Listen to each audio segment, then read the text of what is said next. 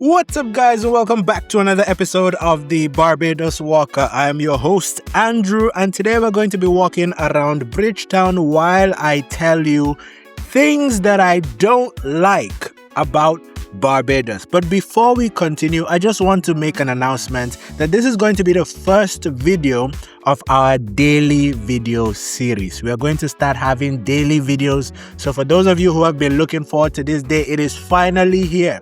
So Barbados time every day at 6 a.m. Tune in to Barbados Walker because I'm going to have at least one video for you each day. Some days we're going to have 2 videos or more, and some days, maybe Fridays, we're going to have game night. So if you're interested, subscribe, buckle in. And the reason I'm starting with things I don't like about Barbados is because if you've watched this channel, then you might even have a small, suspicion that I am a state-sponsored agent, because I'm always talking about the things in Barbados that I like. What do I like about Barbados? Barbados is a country that works. There's a high literacy rate. People are paid well. Cost of living is always high in my videos. But I've said so many nice things about Barbados that some people think all I have to say about Barbados is nice things because, he does get sponsored, and when he gets sponsored, he take the government money and he talking good things about the government and things like that. No, that's not the case. It's just because I have had so many bad experiences in my life that haven't seen the good things about Barbados. I am not afraid, I'm not ashamed to praise the country and to talk about things that work. But today, I will be talking about some times when Barbados isn't just as perfect as it seems. The first one is cost of living. Lord have mercy.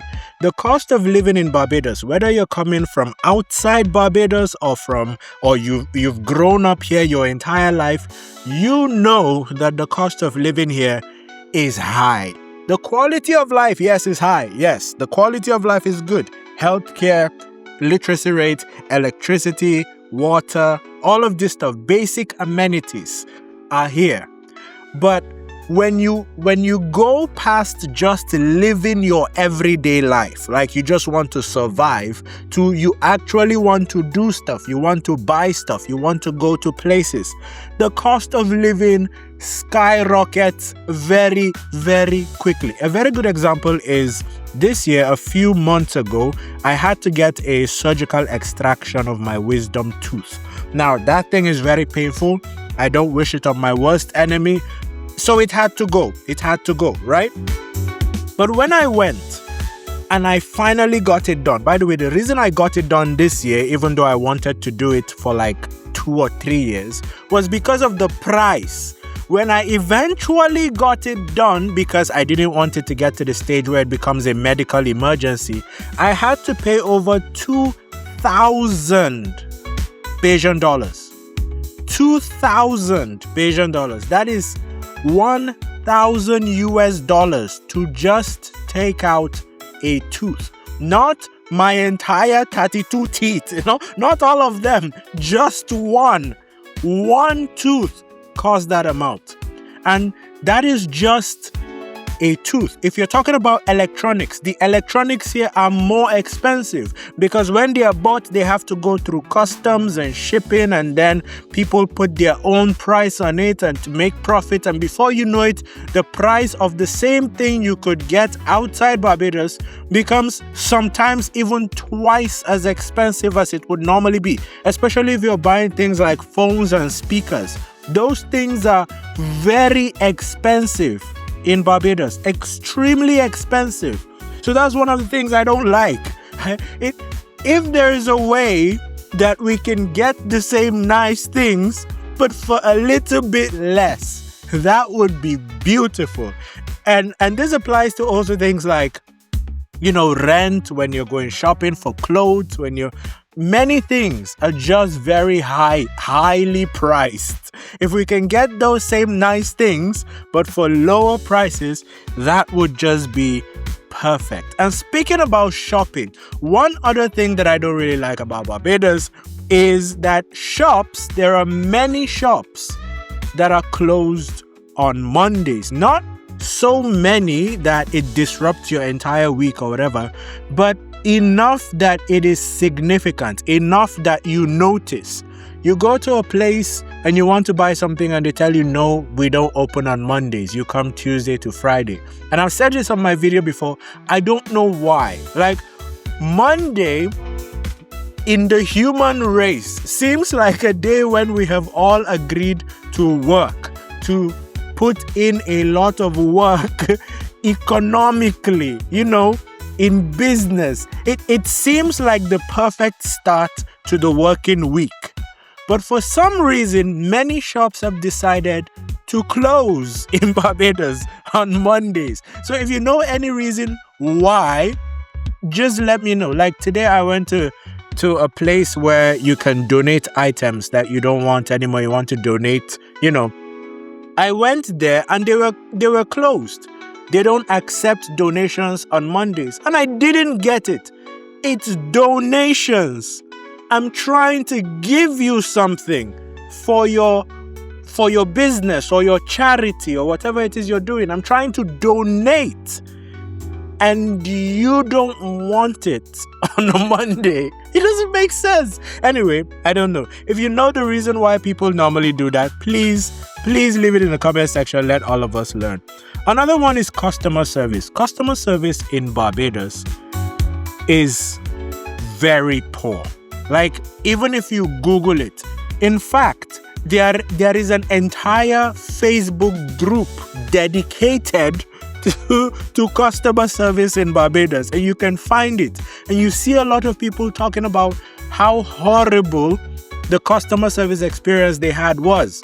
And I'm going to make an entire video just on customer service so that you understand. But there are many establishments in Barbados that just have ridiculously poor customer service. So poor that it's not just foreigners complaining about it, even locals are complaining about it. That's how poor it is. Okay? All right. So that is another thing that I don't like.